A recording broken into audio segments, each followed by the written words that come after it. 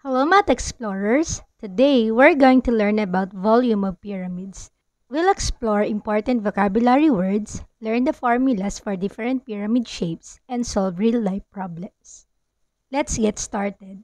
Vocabulary, we have volume, the amount of space occupied by a three-dimensional object. Pyramid, a three-dimensional figure with a flat polygon as its base. All the other faces of a pyramid are triangles, which are called lateral faces. Regular pyramid, a pyramid whose base is a regular polygon. So when we say regular, all angles and sides are equal. We also have irregular pyramid, a pyramid whose base is irregular polygon.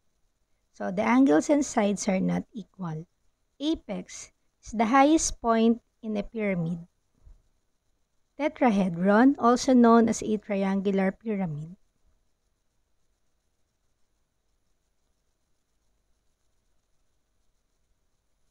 It has four triangular bases. So these are the four triangular bases. 1, 2,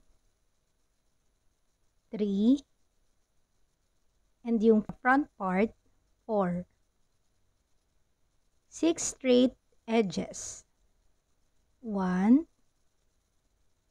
2, 3, 4, 5, and 6. And also, 4 vertex corners. 1, 2, 3, 4. Let's go to different kinds of pyramids. So we have here triangular pyramid, or we call tetrahedron, the square and rectangular pyramid, and the pentagonal pyramid. So the highest point is called the apex. For this pyramid, the base is a triangle. So we call it tetrahedron. For this pyramid, you call it square. Square pyramid if the base is a square, and rectangular pyramid if the base is a rectangle. And lastly, we also have the pentagonal pyramid. The base is a pentagon, 5-sided polygon.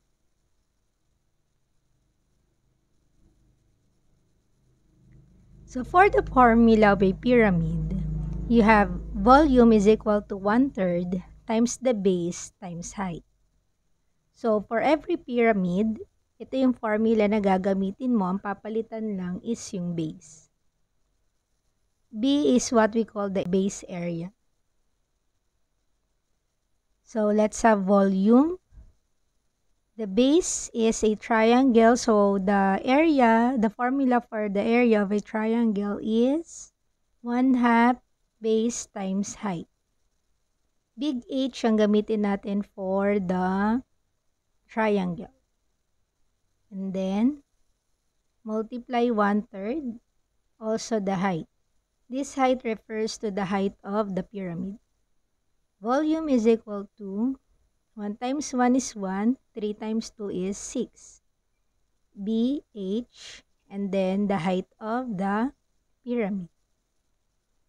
So this will be our formula for triangular pyramid. For the square pyramid, again, the formula is 1/3 times base times height. We'll just change the base area. So for the base area, this is a square, so this is S. Formula is S squared.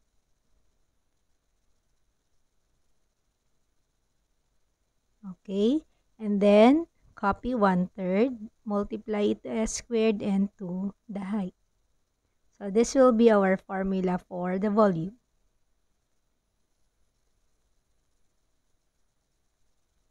Next, rectangular pyramid. So again, base is for rectangle. The area for rectangle is length times width. So change base into length times width. Multiply h and then multiply 1/3. So the formula for rectangular pyramid is 1/3 length times width times height. Next is pentagonal pyramid. So you have here also the base area. For the base area of the pentagon, you have the side S. You also have here the apotemp,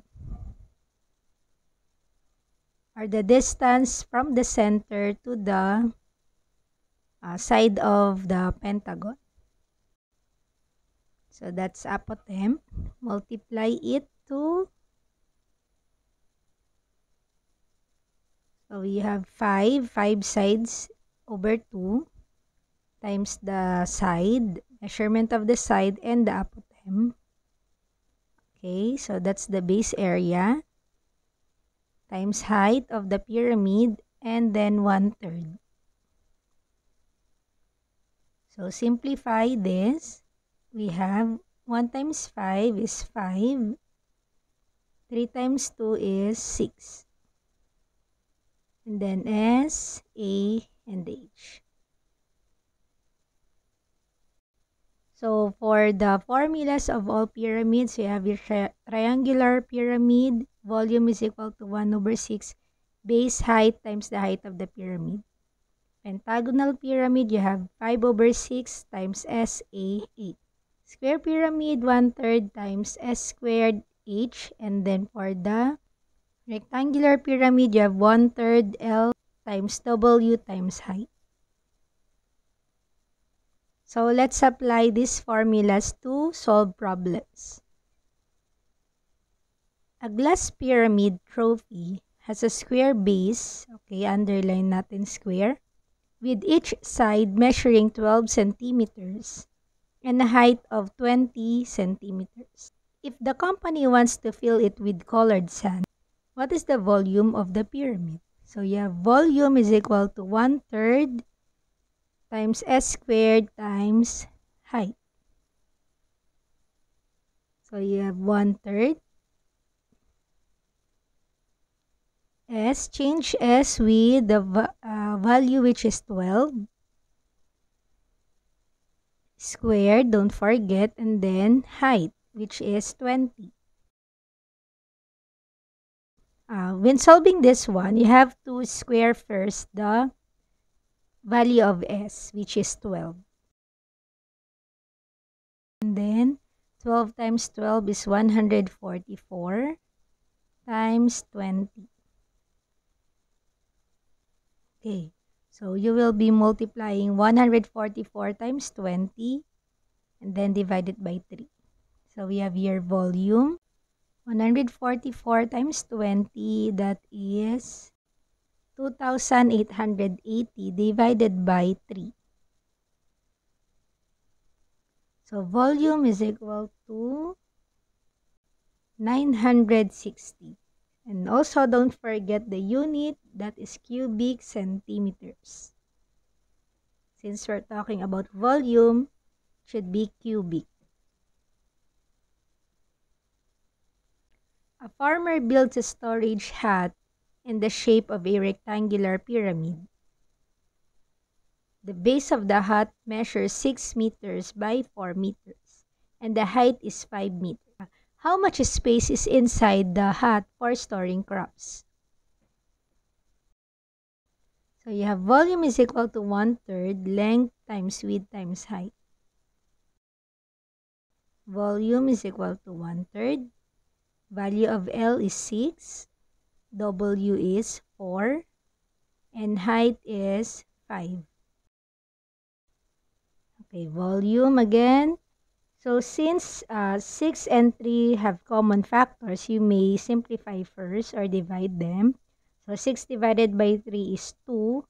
And then multiply 2 times 4 times 5.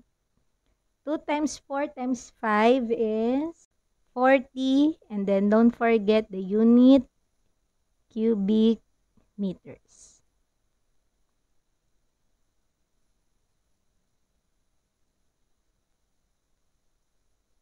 Next, number 3. An artist creates a sculpture shaped like a triangular pyramid. The triangular base has a base length of 10 centimeters and a height of 8 centimeters. The pyramid itself is 15 centimeters tall. What is the volume of the sculpture? So, since we're talking about triangular pyramid, the formula is 1/6 times base times the height of the triangle times the height of the pyramid. So, 1/6 times the base, which is 10. Height of the triangle is 8. And height of the pyramid is 15. Again, if you can simplify first, do so. But if not, you can multiply the numbers before dividing. 10 times 8 times 15 is 1,200 divided by 6. So 1,200 divided by 6 is equal to 200 cubic centimeters.